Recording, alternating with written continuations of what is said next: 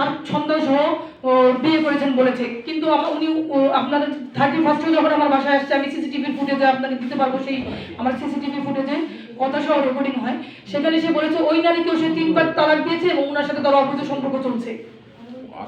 যে ওই ভদ্রলোকের নাম কি এবং কোথায় থাকেন? উনি মোহাম্মদ জলাল আবেদিন খোকন, বাংলাদেশ তাঁতিবাজার পদ্মা সমিতির সেক্রেটারি। উনি বাংলাদেশ জুয়েলার্স অ্যাসোসিয়েশনের সাবেক ভাইস প্রেসিডেন্ট।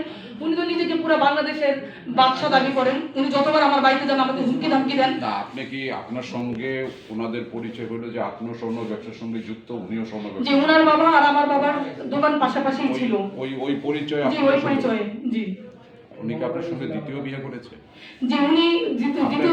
আপনার প্রথম বিয়ে কোথায় হয়েছিল? জি, আমার হাজবেন্ডের প্রথম বিয়ে হয়েছিল, সেই বিয়েটার কথা উনি আমার সাথে গোপন রেখেছিলেন। আপনার প্রথম বিয়ে? জি না, ওনার সাথে আমারও দ্বিতীয় বিয়ে। সন্তানটি কি প্রথম করে?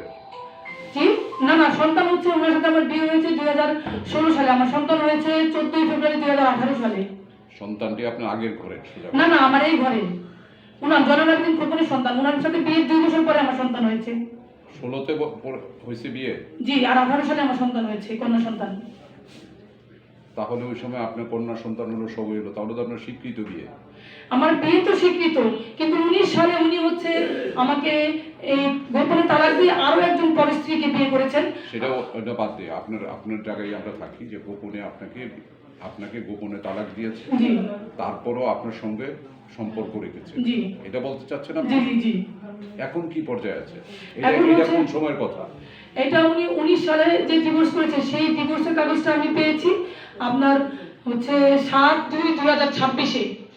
31 যখন উনি আমার বাসায় আসছে, তখন আমার কন্যা সন্তানের সামনে বলে গেছে ওই অবৈধ নারী, অবৈধ ওই যত নেশা আছে এগুলো সব উনি ত্যাগ করবে, উনি বাচ্চার হক সম্মান সুন্দর মতো আদায় করবে এবং আমাদের সামাজিক সম্মান সবকিছু সে সুন্দর মতো আদায় করবে।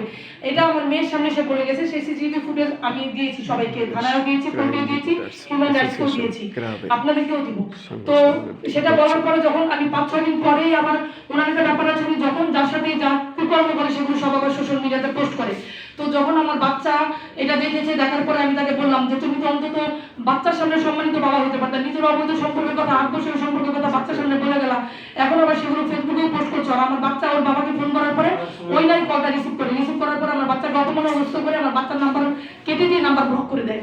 তো এটা নিয়ে যখন তার সাথে আমার 2-3 দফা কথা রাগারাগি হয়েছে, গালিগালাজ হয়েছে, তখন সে আমাকে বলে তুইও তো অবৈধ নারী, তোরেও তো আমি তালাক দিছি 7 বছর আগে, তুই সেই কাগজ পাবি।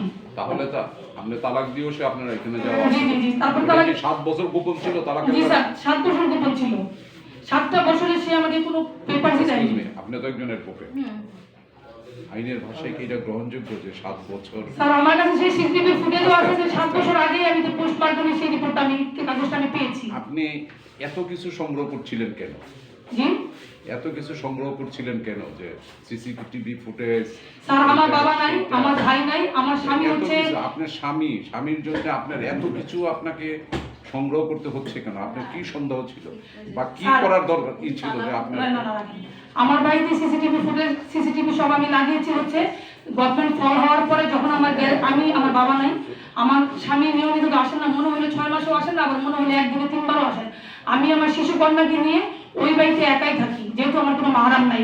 আর আমি যেহেতু প্রতিষ্ঠিত একজন ব্যবসায়ী, আমার সিকিউরিটির জন্য যখন গভর্নমেন্ট ফল হয়েছিল, তখন অবৈধভাবে কিছু লোকজন আমার গ্যারেজটা দখল করে আমাদের বাড়িতে ঢুকতে বাধা দিচ্ছিল, সেটা নিয়েও পুলিশ কেস হয়েছিল। তারপরে হচ্ছে আমার সিকিউরিটির জন্য আমার শোরুমে এবং বাসায়, যেহেতু আমি যে এরিয়াটাতে থাকি, যে বাড়িটাতে থাকি, সেটা হিন্দু অধ্যুষিত এলাকা, সেখানে আমি নিরাপত্তার জন্য আপনার 2024 সালের ডিসেম্বর মাসে হচ্ছে আমি আমার সব জায়গায় সিসিটিভি লাগিয়েছি। আপনার দোকান কোথায়? তাঁতিবাজারে, আয়ার ডায়মন্ডস। আমি আয়ার ডায়মন্ডসের প্রোপাইটার।